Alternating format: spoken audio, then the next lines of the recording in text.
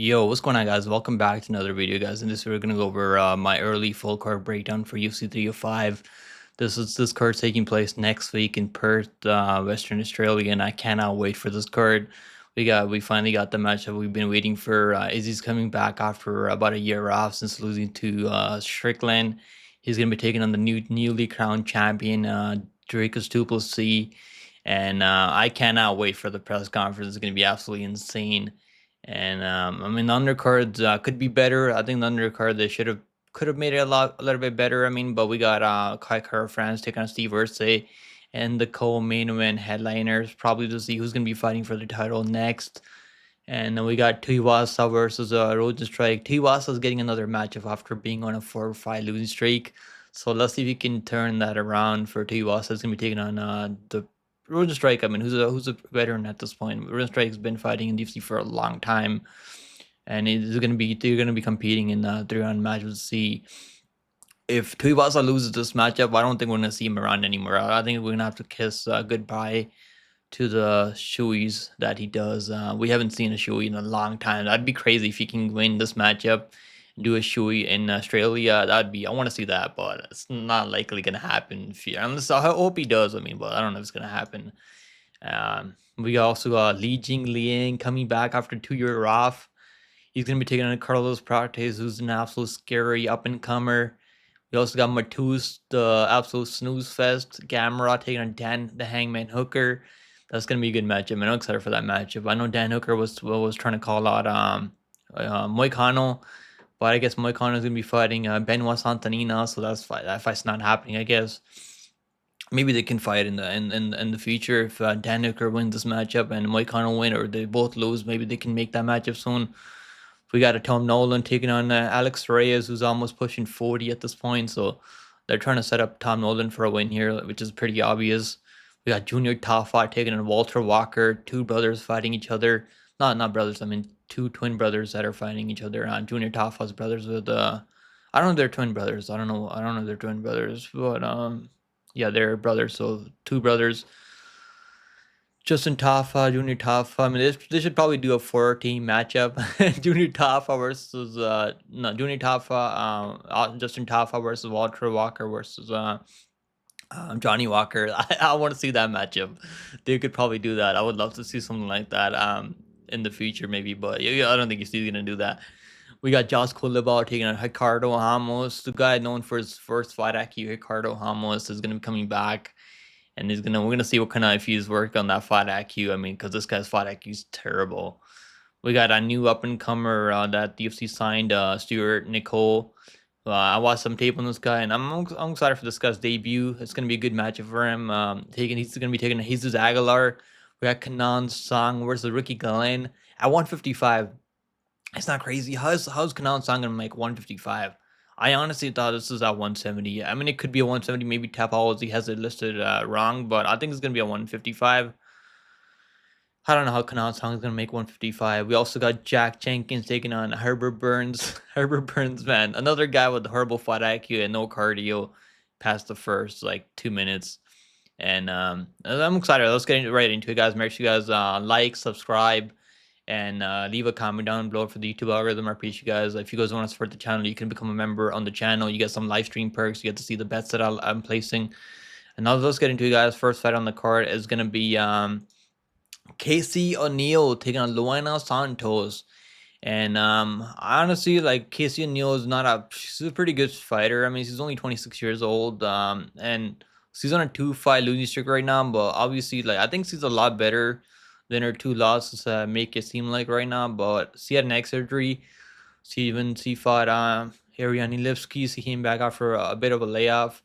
And she did not look good out there. Lipsky was able to knock her down. I mean, hurt her on the feet and then finish her with the submission armbar. And Lipsky is dangerous for sure. Lipsky is more proven in UFC, so I guess no shame losing to Lipsky. I picked Lipsky there as underdog. We had the under 2.5 rounds there. I was pretty confident that Casey O'Neill was not going to be the same fighter after getting that neck surgery. But yeah, I'm gonna go Luana Santos. Even though I'm not as confident in Luana Santos as I was on Lipsky. Because I think Lipsky is like more dangerous with their striking. He's got better combinations, whereas Luana Santos he's got that right hand. He's got power. I mean, he's shown power in that Murray Agapo fight. Murray Agapo is a part-time fighter, full-time. I'm not even gonna get into it, but if you guys follow him, Murray Agapo, you guys probably know what I'm talking about. But yeah, I'm gonna go Luana Santos. I think she's gonna be able to get this one on by decision. I don't think she's finishing Casey Neal. I think the over 2.5 is solid. So you might get some takedowns here. Casey Neal's, I mean, it's not easy to just take down, but I think I could see Luana Santos mixing in takedowns, and I could see her. I think the striking is gonna be a lot competitive because I do like Casey Neal's volume, but he doesn't have a lot of power other than landing a lot of volume out there. So give me Luana Santos by decision to get it done. Luana Santos is a what's the line on Luana Santos? Minus 148. Me Luana Santos to get it done by decision. The over 2.5 would be solid when they drop they're probably gonna bet online drops the totals on Sunday, so make sure you guys keep an eye out for that. If I go the distance, Luana Santos by decision, it's gonna be 29-28. If you like Casey Neal, I would take the plus 3.5 on Casey Neal because I don't see her getting finished, and I don't think she's gonna lose every round out there. But I like Luana Santos to get it done. She's also been more active out there. She just fought like 3 weeks, not even a month ago, and she looked pretty good out there. She did her job. She got the submission, which I called. I mean, yeah. So I like Luana Santos to get it done. Next fight on the card, we got Jenkins taking on Herbert Burns, man. Herbert Burns, Gilbert Burns' brother, and he definitely doesn't have the same skill set. He's dangerous. I mean, he's definitely a dangerous striker. We have seen him knock out some guys that are pretty durable, like Nate the Train knocked him out with a crazy knee, flying. I think it was a flying knee in the clinch. So the guy's clearly pretty dangerous. I mean, he's also finished. He finished. Who else did he finish? I guess he finished Derek Minner, who was involved with the James Krause and that gambling situation, if you guys remember that. But yeah, his best win is Nate the Train, obviously. But getting finished by Daniel Pineda is not really the best luck. And he just been quitting out there, man. We know what Herbert Burns what he does. I mean, if he can't finish you or catch you with something crazy in the first like 3 minutes, he's just gonna fold, and that's what happens every fight. I mean, he just gets finished in the second round because he's got no heart, no cardio, and no will to keep going. And even though I don't think Jack Jenkins is as good as people think he is, he broke his arm in that fight. He won the first round with Chepe Mariscal, which is impressive. He was like absolutely dominating Chepe on the feet with the striking, landing, just mixing in striking. Chepe couldn't really figure him out. Then Chepe came out in the second round, shot a takedown on him, went for the judo throw, and Jack Jenkins broke his arm trying to defend that takedown, I guess, but he couldn't. Yeah, he broke his arm there, so that's what happened there. Wasn't a clean TKO loss for Jack Jenkins. He's pretty durable. He has been sub 2 times. Herbert Burns does have pretty high level BJJ, but I don't think it's gonna happen. I'm gonna go Jenkins here to get it done by second on TKO, and the lines kind of reflect that because Herbert Burns doesn't have any heart, and he doesn't want to keep fighting after the first round. He's got no cardio, durability is questionable. Coming off a pretty brutal KO loss, I guess, over Julio Arce. Julio Arce is a pretty dangerous boxer, like striker. I mean, but I like Jenkins striking here. He's gonna be landing those leg kicks, those body kicks. He's got some of the best leg kicks out there, and I think his dropping is gonna be good enough to not get stopped early by Herbert. Give me Jenkins by second on TKO. Is gonna be my pick here. Jenkins should have this one. He shouldn't be losing this fight. He's gonna have the better cardio. He's gonna be better once it goes past the first 3 minutes. He just gotta be careful in the first 3 minutes. He should be solid. Next fight on the card, we got Kenan Song versus Ricky Glenn. This is at 155, I guess. I mean, I hope Kenan Song makes 155 because he's been fighting at 170 for a pretty long time. And I guess his best win recently was over Ronaldo Bedoya, who's pretty horrible. We found out last week. I finally realized how terrible Bedoya is. But yeah, I'm sure you guys probably remember him dropping Ian Gary with that crazy left hook, where he almost had an Ian Gary out cold with that left hook. So the guy's dangerous, and he's gonna be bigger in this matchup. He got outclassed by Kevin Gisette. Couldn't really figure him out. Kevin Gisette's a pretty good kickboxer, so No shame, I guess, losing Kevin just said. And just, like, he was landing some volume, but Kevin just was just a better, sharper striker there. So he was able to land those body kicks, leg kicks, mix it in pretty well. And Song was just a step behind the whole time. He did drop Ronaldo Bedoya. I mean, I don't even know that's impressive anymore. Dropping Ronaldo Bedoya. We've seen Herbert Burns drop. Herbert Burns drop. Was that Herbert Burns? Yeah. Was it not Herbert Burns? I mean, Jai Herbert. Jai Herbert. I always mix them up. Jai Herbert. We've seen Jai Herbert drop Bedoya, so I don't even know if that's impressive anymore. Him dropping Bedoya. Like, I was like, Bedoya dropping Bedoya. That's impressive, man. Like, I was like, I don't know anymore. Bedoya gets dropped. He doesn't move his head off the center line, so I don't know if that's impressive because Bedoya has no striking defense. Rookie Glenn has not looked good in so long. The only time he looked good was in that third round over Grant Dawson when Grant Dawson was dominating him. Then Grant Dawson absolutely gassed, and he got Rookie Glenn got a 10-8 run. Almost finished him in the third round because Dawson had nothing left. I mean, he was so tired. Obviously, him killing Joakim Silva, I guess that's impressive. Not everyone can go out there and finish Joakim Silva. I mean, he finished Joakim Silva earlier than Armis Rukin did, so I guess that is pretty impressive. I'm just not that impressed by both of these guys, to be honest with you guys. I think this is probably going to be a KO early, but I just can't pick a guy who's getting killed by Christos Giagos recently. I mean, we can give Kenan Song a break for losing to Yingiri, I guess, but Kevin just said it's okay. Yeah, I don't know what's gonna happen. This is like one of my least confident picks on the card, and I'm gonna go with the guy that's like at least he's out there competing and not looking terrible, like Rookie Glenn. Rookie Glenn just looks terrible. I mean, I don't think he should be fighting in the UFC anymore. But I mean, this is a winnable fight for him because the Kenan Song's not that great, but I think striking is gonna be good enough.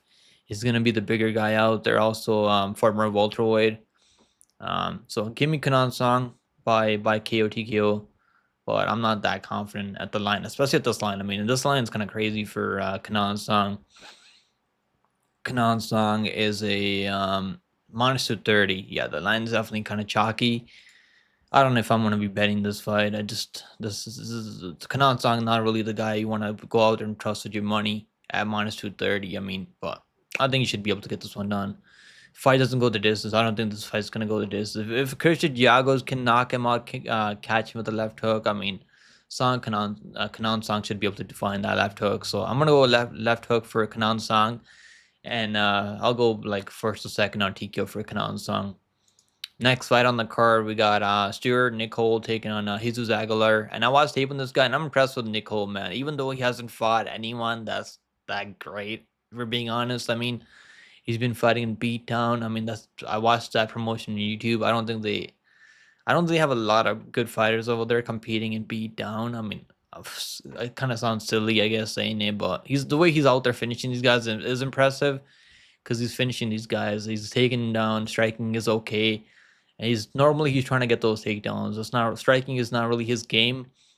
He can strike. I mean, he definitely can strike, but it's not really his game. He's trying to like level change, get that takedown, take your back, ground and pound, look for a submission.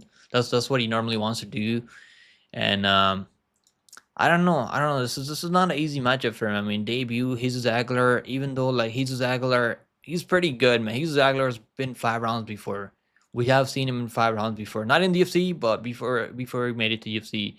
He fought Edgar Cyrez in a 5-round main event. So the guy is honestly pretty solid. I mean, that was back in how long ago was that? That was back in like 2020. So he's been 5 rounds before. He still got a submission over Cyrez, which is, I mean, Tyra couldn't submit Cyrez. I mean, it's not easy submitting Cyrez. The guy is pretty dangerous. He's got pretty good BJJ. But what I don't like is him getting taken on by Mateusz Mendoza. He was getting taken on pretty easy by Mateusz Mendoza. I think he should have lost that fight. I don't think he won that fight, to be honest with you guys. That was in Mexico City, so I guess they had some hometown cooking over there. But it was a pretty close matchup. I mean, he had a guillotine attempt there, and then Mateusz Mendoza was able to control him for a bit. And it was just Mateusz Mendoza was the busy striker, I think, at distance, but it was a pretty close match. I wouldn't say it was a complete robbery, But I don't think he won that fight. Obviously knocked out Shannon Rouse with a crazy overhand right in the first like 10 seconds. That was impressive. But Shannon Rouse has no chin. But I don't know, man. This is definitely like it's gonna be a tough matchup for Nicoll. I like his wrestling a lot, but it's not that proven, man. The guy's definitely not that proven. Um, the guy's got good ground and pound though. I like his ground and pound, his back take, his takedowns, his timing on the takedowns. What I like, which is why I'm gonna pick him here because like timing. He's got pretty phenomenal timing on that takedown, but he's got to be careful when he's shooting those takedowns because Jesus Aguilar is slick with the submissions. He'll like wrap you up in a submission if you're not careful out there. If you shoot a lazy takedown on this guy, give me Nicoll to win by decision. I don't think he's finishing Jesus Aguilar. He might. I think Nicoll's gonna be able to get enough takedowns to just control him and fight off the submission attempts. But Aguilar has only got a 62 entry. I think this guy has the lowest reach advantage in the UFC. It's not even an advantage. I mean, he's got the lowest reach, shortest reach in the UFC. I think overall, like I think even some WMA fighters have a longer reach than he's Aguilar. It's just kind of crazy, but. Give me Nicoll to win by decision. I think this is going to be a competitive fight, and I'm going to take Nicoll to win by decision. This is definitely a tough test for him. It's not an easy test, but I like the way he's out there finishing these guys. Also, the UFC, so I guess that's why the UFC signed this guy, and also he's a hometown guy. So give me Nicoll to win by decision.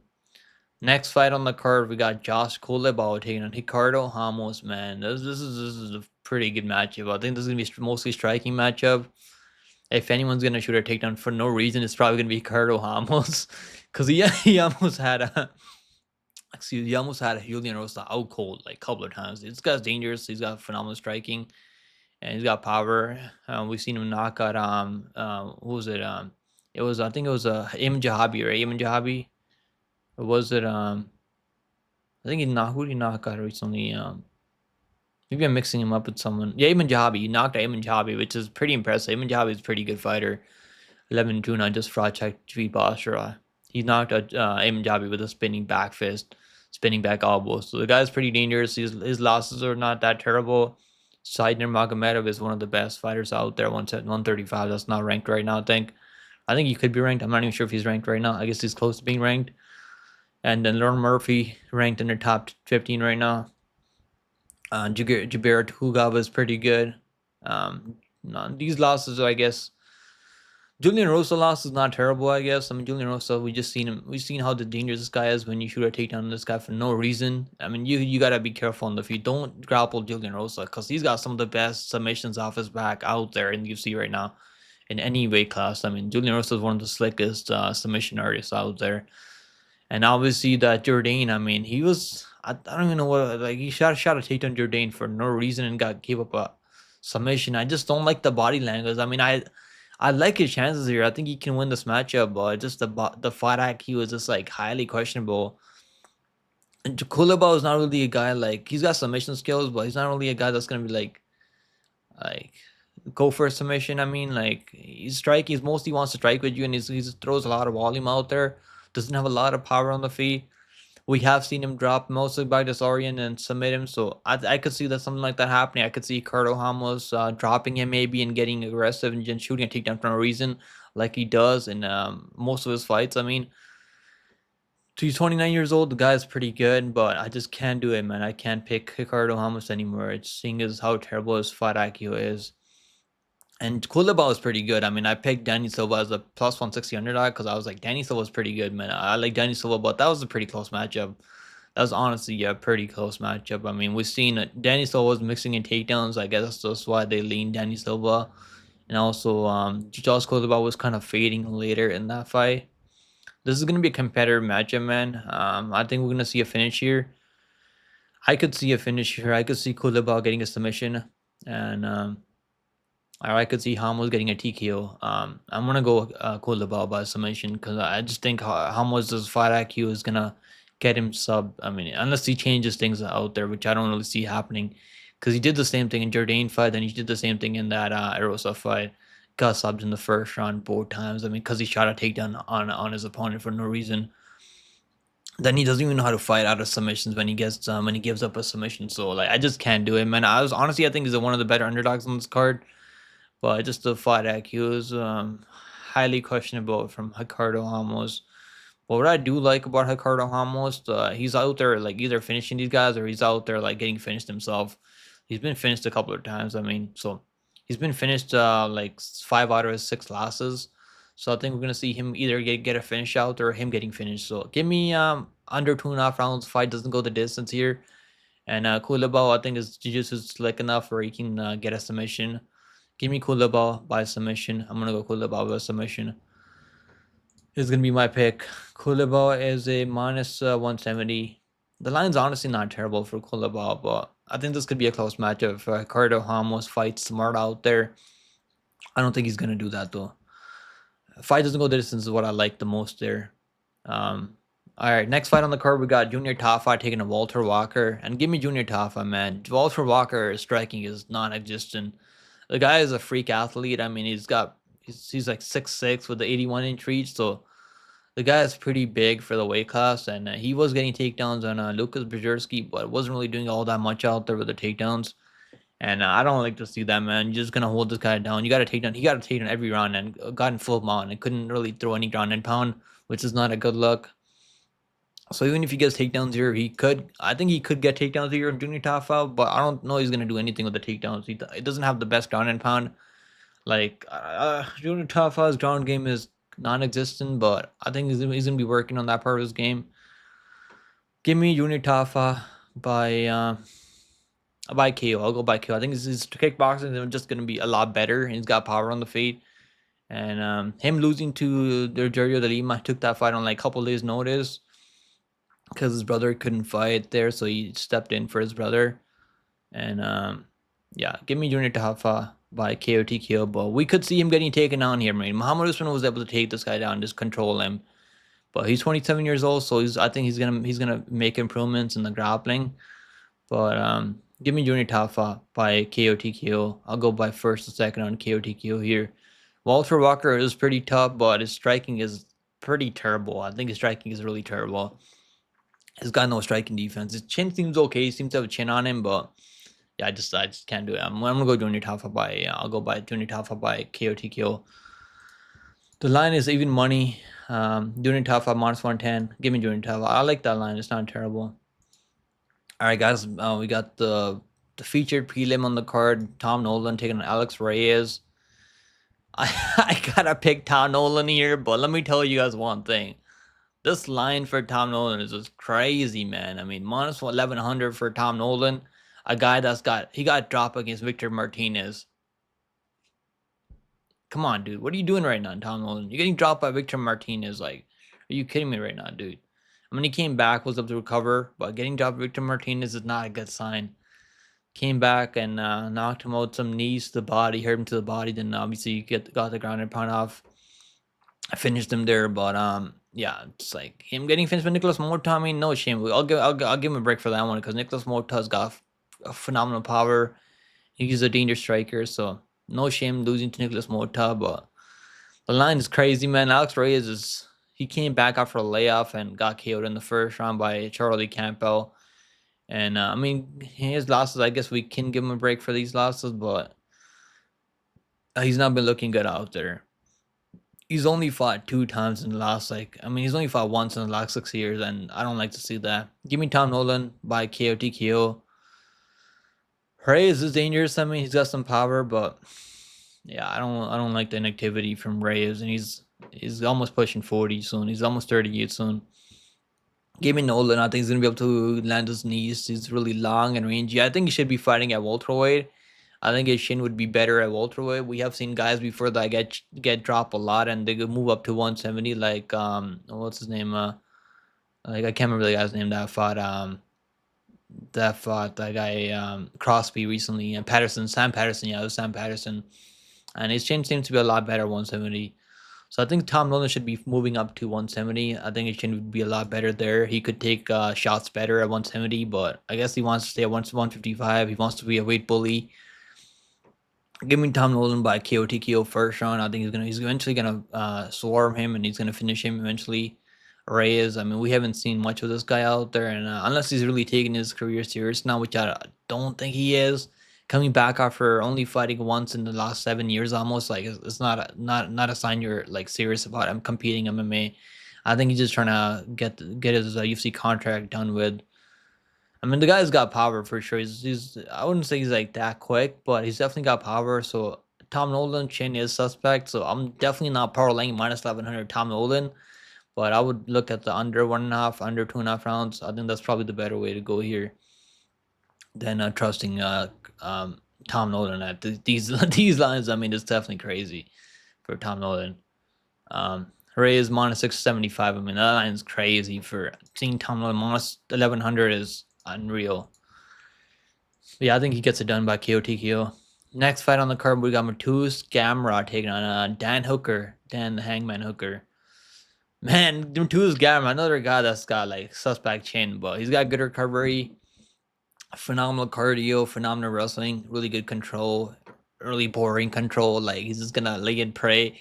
He's one of the guys that are really good at laying and praying at 155, and but he's every time you bet on this guy, it's so sweaty every time because he gets dropped early. Like it's like you would probably be just better off live betting Mateusz Gamrot because you know he's gonna get dropped every fight he's out there competing in.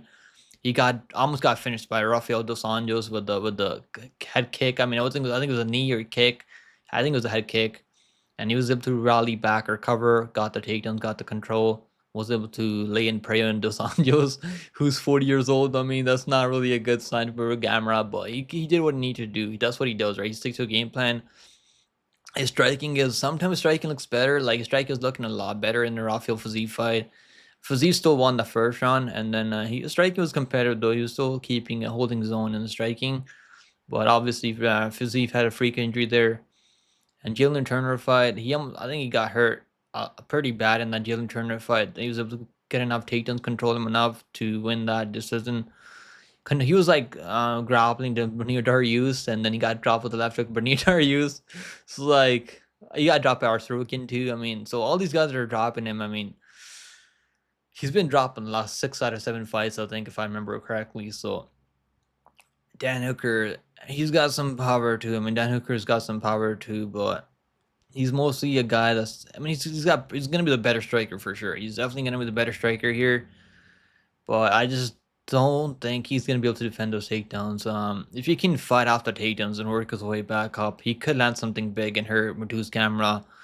I think my Gamrot's gonna be relentless with the takedowns, with the control, and he's gonna just lay and pray. He's gonna win a boring decision, and give me Gamrot to win by a boring decision, 28-28, 30-27 maybe.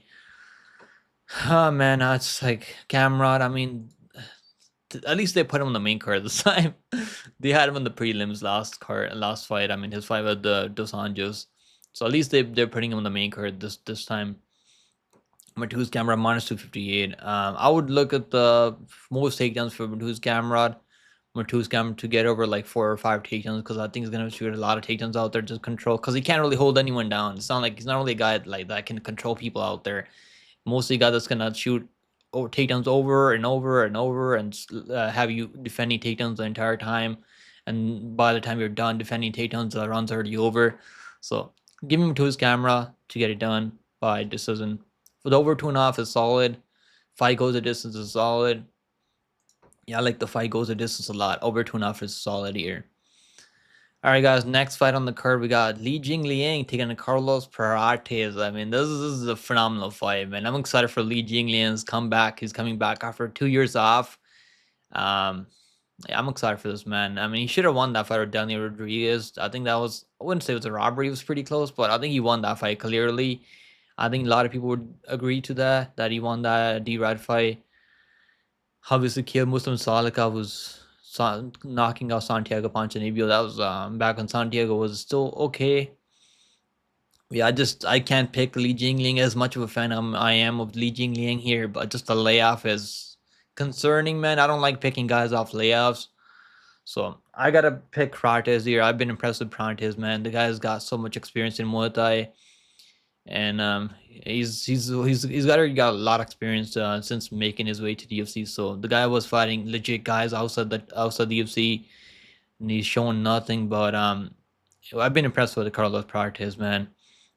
Knocking out Radke is pretty tough, even though Radke is not that proven. This is going to be a tougher matchup than Radke. I do believe that because I do think Li Jingliang has better striking than Radke. Radke is mostly known for his grappling, but he's got some power, but not really a guy known for his striking as Li Jingliang is.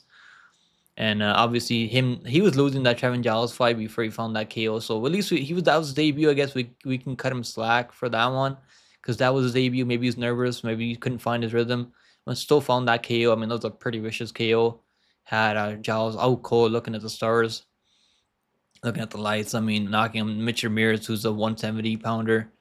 I mean, they're all 170 pounders, but Mitch Ramirez is fighting 155 now. But yeah, I'll give me Carlos Prates. Does he get the KO? I'm gonna go KO. He's a guy. He's out there knocking everyone out, man. So I'm not gonna pick a decision for Carlos Prates here.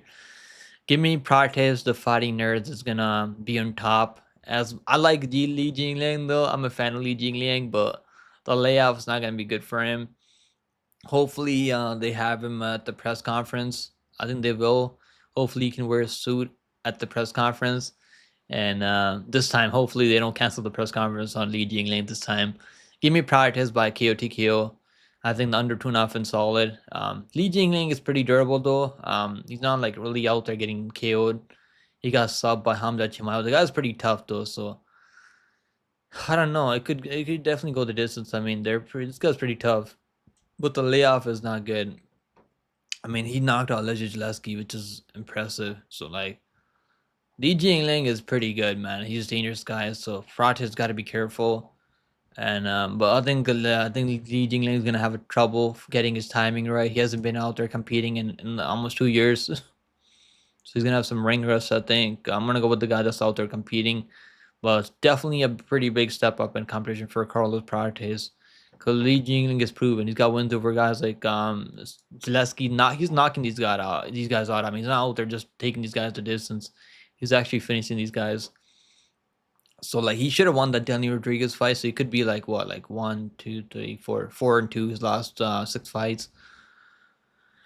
Give me Prates, but I understand that Li Jingliang is pretty dangerous. Prates is a minus 238. The line is definitely kind of crazy. I think it should be like minus 150, minus 160. But yeah, I think it's gonna go at least over 1.5 round. I think it's gonna go to second round for sure. I think Li Jingliang is a lot better than Radke. But I like the Prates can knock him out with a knee to the liver, man. He's really good at setting up those knees when you're coming in for to land on him. Give me Prates to get it done by KO TKO, but he's gonna have to be the first guy to KO TKO Li Jingliang. But I'll just take the money line if you're better than Prates. I'm gonna wait to see where the line goes because there's been some money coming on Li Jingliang. So let's see what happens. I mean, Prates is minus 250. Yes, I'm happy I didn't parlay him early. I guess the line is bouncing the other way now.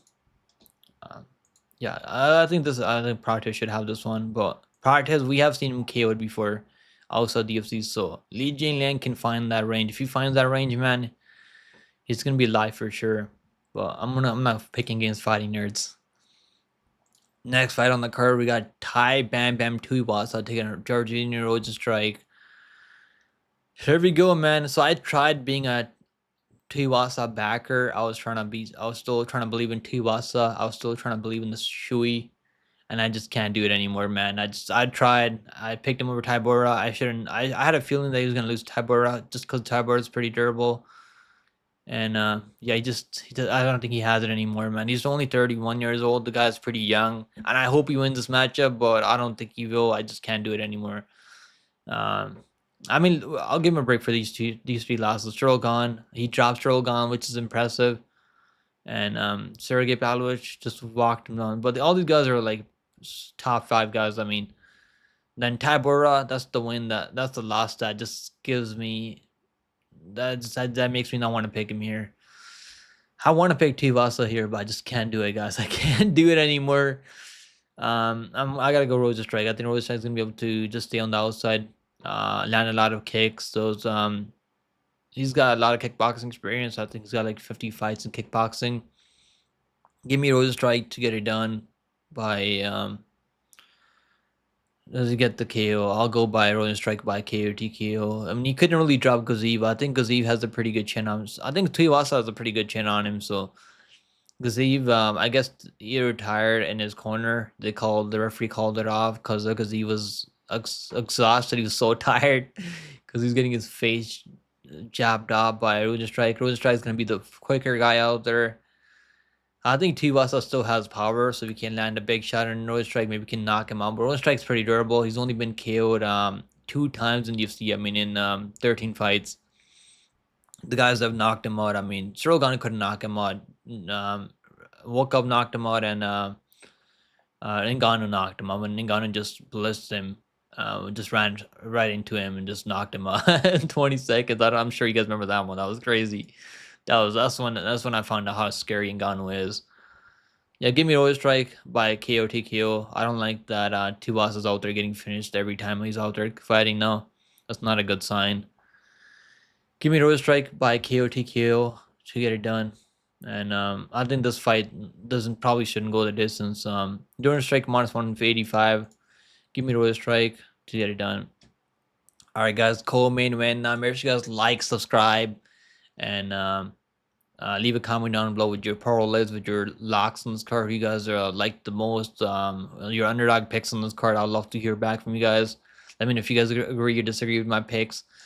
Let's go, guys. Co-main event now. We got Kai Kara-France taking on Steve Erceg. Kai Kara-France should be coming off a win over Amir Albazi. I picked Amir Albazi. I think he didn't win that fight, to be honest with you guys.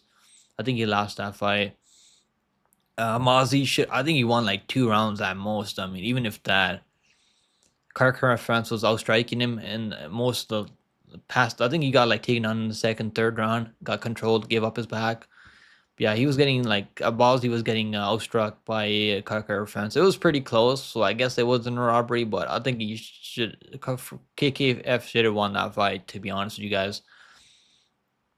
Steve Erceg, man, I'm still gonna pick Steve Erceg here, but I'm not as confident as other people in Steve Erceg here.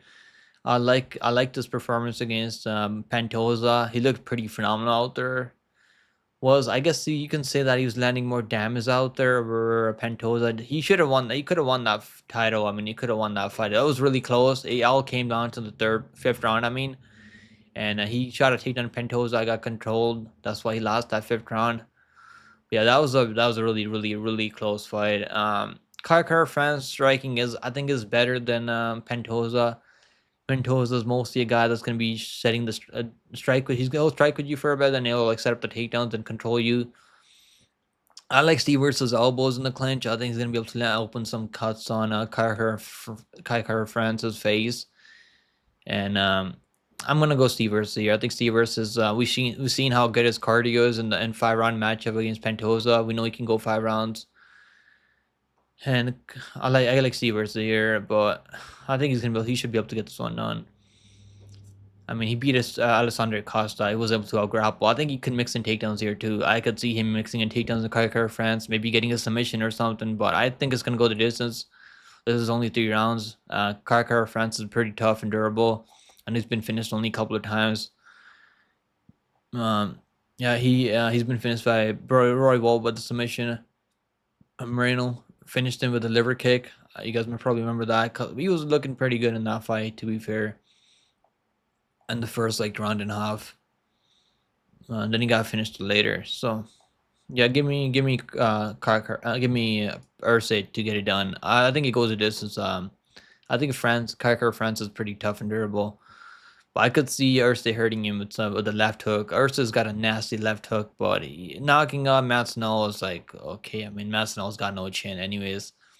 Kara-France is a lot better than Snow, and Kara-France has actually got a chin on him.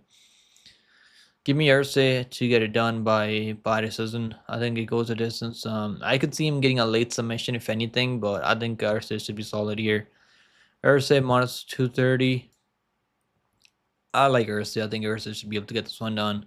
KKF hasn't fought in over a year, so he was supposed to fight him in no cap. He had some injuries that he's dealing with. You guys probably remember that. I think he had a concussion, so that's not really a good sign. At least he's taking over a year out. Maybe that's gonna help him. But I'm gonna go with the guy that just fought Pantoja for the title. and was very close to winning the title. If he won the title, I don't think this fight would be happening then.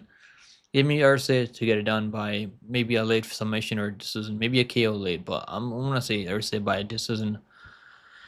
All right, guys, main event time now. We got Dricus Plessis taking on Israel Adesanya. Man, I mean, this is gonna be a really good matchup. It's gonna be a good match. I know people are not gonna agree with me on this pick here, but I am gonna lean toward Plessis. This guy has not given me any reason to not pick him here.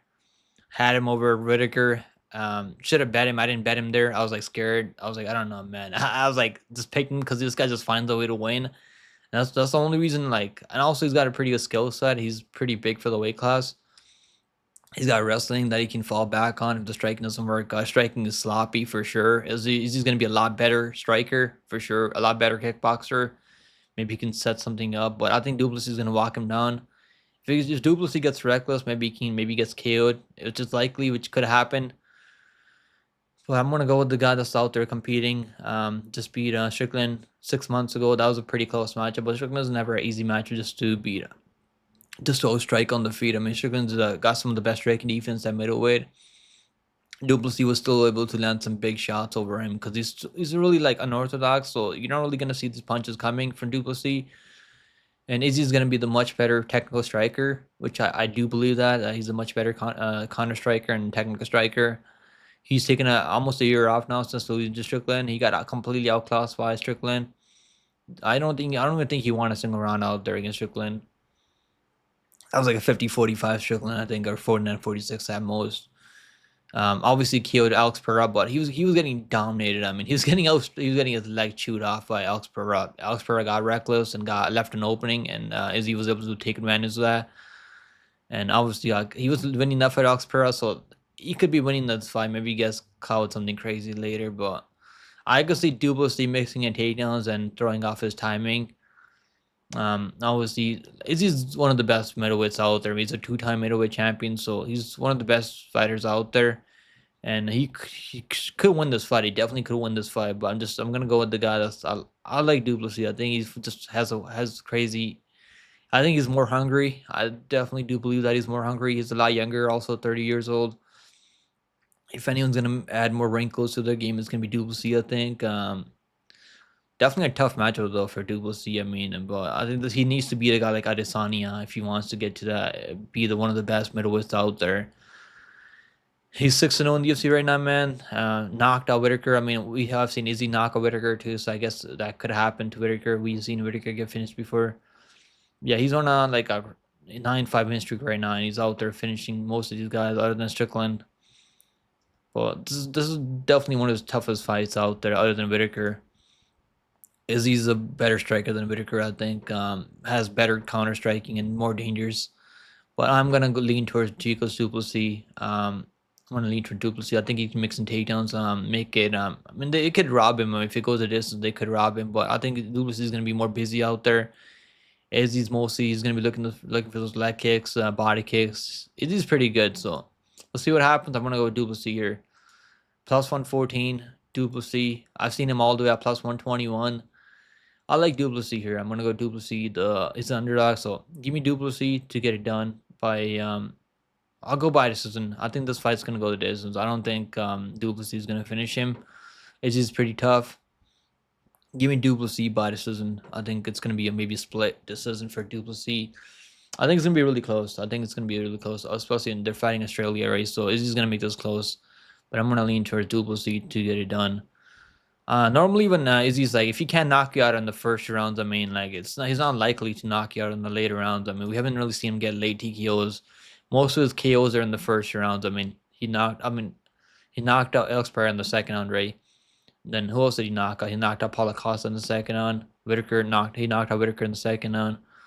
Knocked out Brunson in the first round. Knocked out Wilkinson in the second round. So yeah, he's mostly he's knocking people out in the first or second round. So can't find the knockout in the first round, I think Plessis can take over. Give me Plessis to get it done by decision. So that's gonna be my pick. I think Plessis is gonna make some takedowns, but I don't think he's gonna be able to just submit him right away. Izzy's pretty good at defending submissions. Yeah, let's see what happens. I mean, Izzy's. I like Izzy. I know people don't like Izzy. Some people don't like Izzy out there. I like Izzy. I like his the way he fights out there. He's entertaining, and I'm happy that he's coming back. He's not. He didn't just retire after losing to Strickland. So I'm gonna pick Duplessis. That's gonna be my pick. I know people are not gonna agree, but most people do agree. I mean, 50-50 right now. So I'm excited for this fight. I can't wait for it. I think the over should be solid. He's obviously got the early finishing ability, but I think it's gonna go the distance. I mean, if Izzy can't finish him in the first rounds, so I don't think Duplessis is gonna just submit him or anything unless Izzy's completely done. So that's gonna be my pick, guys. That's my full card breakdown. I hope you guys enjoyed my full card breakdown, early predictions for UFC 305, and I'll see you guys in the next one. Make sure you guys like, subscribe, become a member if you guys want to support the channel. And I appreciate all the members already. We got over like 30 members in the channel. I appreciate you guys, man. Appreciate you guys' support. And hope you guys enjoy the full card breakdown. I'll see you guys in the next one, man. Take it easy. Good luck on all your bets. If you guys have a question for me, my Discord is going to be in the description. You can join Discord. We got over 300 members in Discord. It's free for everyone. And it's one of the best Discords out there in the community. So join Discord. And I'll see you guys later, man. And I'll be live for this card. So make sure you guys come hang out with me. And I'll see you guys then later.